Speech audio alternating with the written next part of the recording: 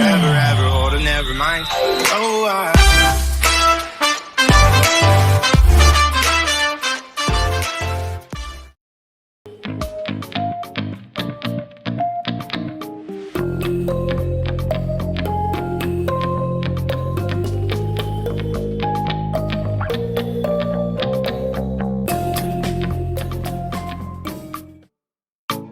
Et nous voici partis sur Montpellier récupérer nos portes.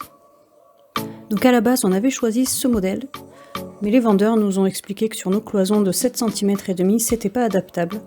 Donc on a dû partir sur des portes fin de chantier et on s'est retourné vers ce modèle-ci. Donc celle de gauche, dans les tons un peu plus gris clair. Donc voilà, ça donne cette porte.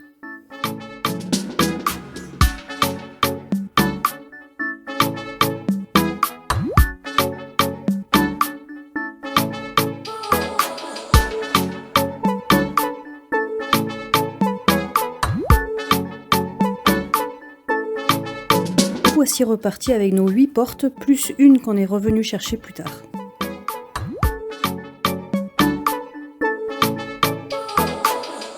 Voici donc la porte Triaconta en bloc en pose fin de chantier qu'on a choisi. Sur les 9 colis, il n'y en avait que 6 de complets, les autres il manquait ou les traverses, ou les vis, ou les clés où elles étaient carrément tordues. On n'a évidemment pas respecté le mode de pose comme c'était inscrit dans le manuel, parce qu'on ne s'en sortait pas, on n'y arrivait pas avec la porte posée, donc nous on a posé d'abord les cadres. Donc on a compris ça sur la deuxième porte. On a posé d'abord les cadres, on les a bien calés, et après on a posé la porte et on a fini le calage avec la porte.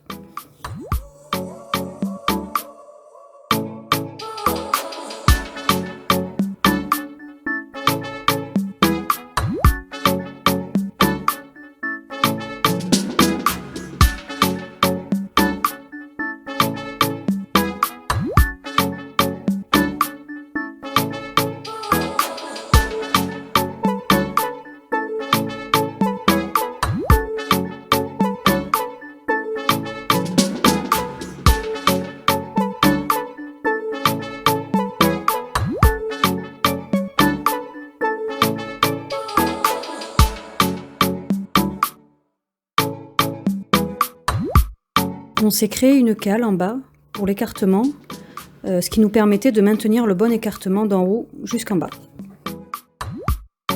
Et on calait les portes avec des bouts de carton pour la soulever de quelques millimètres, histoire qu'elle racle pas par terre. Pour le calage, on a utilisé les cales du carrelage.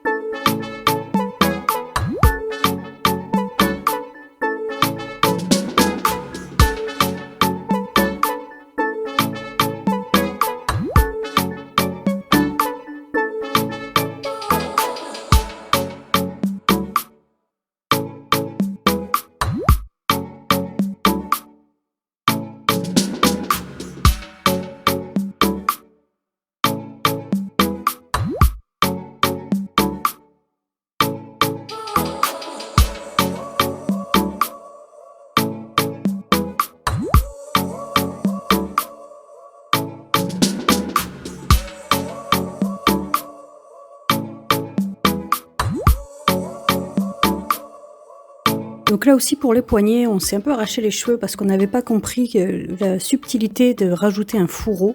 Les serrures équipant les portes avaient un carré de 8. Nous, on avait des serrures avec un carré de 7. Ça bougeait énormément et on a compris en posant des questions qu'il fallait rajouter un fourreau pour rattraper le millimètre qui manquait. Et effectivement, après, c'était beaucoup plus simple.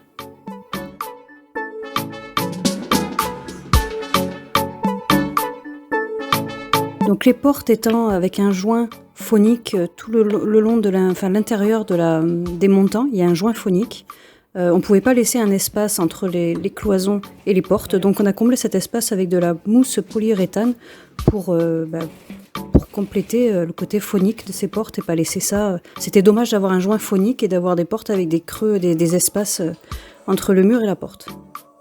Et on finit avec des petits points de colle dans les feuillures pour pouvoir y insérer les caches joints et garantir une belle finition.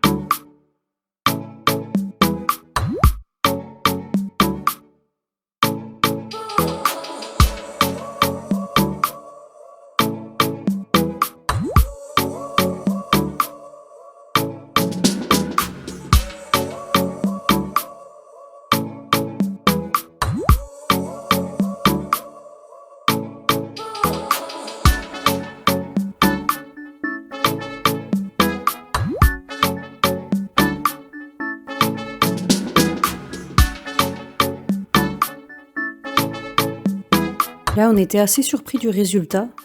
Sans vis, sans rien, vraiment, on dirait que c'est fabriqué en un seul bloc. On voit pas du tout l'emboîtement des pièces et c'est vraiment une très belle finition.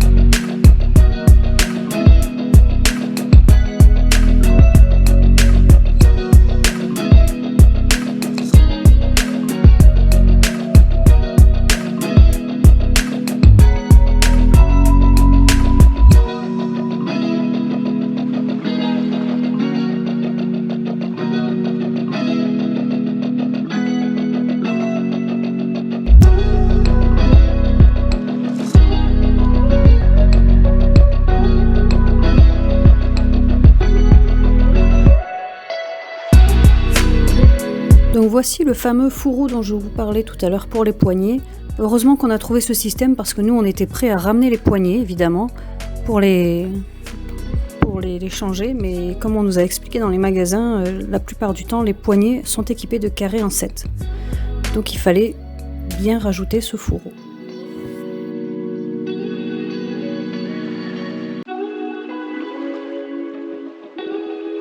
Deuxième galère sur ces serrures, c'est qu'on n'a pas pu mettre de loquet pour les WC. On a été obligé de laisser des serrures avec des clés parce qu'on n'a pas trouvé les serrures intérieures avec la bonne anthrax pour pouvoir les remplacer et mettre un loquet à la place de la serrure.